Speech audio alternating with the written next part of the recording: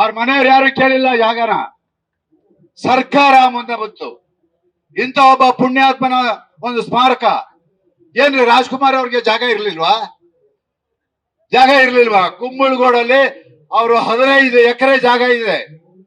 ಅವ್ರಿಗೆ ಆಸೆ ಇತ್ತಿತ್ತು, ಅವ್ರ ತಾಯಿ ಅವ್ರ ತಮ್ಮ ಅವ್ರ ಪಕ್ಕ ಇದನ್ನ ನನ್ನ ಸ್ಮಾರಕ ಅಲ್ಲಿ ಮಾಡಿ ಅಂತ ಹೇಳ್ಬಿಟ್ಟು ಅವ್ರು ಹೇಳಿದ್ರು. ಆದ್ರೆ ಸರ್ಕಾರ ಈ ಪುಣ್ಯಾತ್ಮನ ಒಂದು ಸ್ಮಾರಕ ಇವತ್ತು ಅದನ್ನ ಯಾರು ಸಮಾಧಿ ಅನ್ನೋದಿಲ್ಲ, ಪುಣ್ಯ ಭೂಮಿ ಅಂತಾರೆ.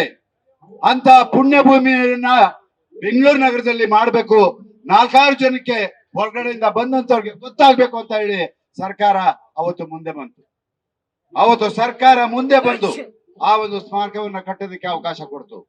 ಇವತ್ತು ಎಷ್ಟು ಜನರಿಗೆ ಭಾರತದಲ್ಲಿ ಸ್ಮಾರಕ ಕಟ್ಟೋದಕ್ಕೆ ಜಾಗ ಕೊಟ್ಟಿಲ್ಲ.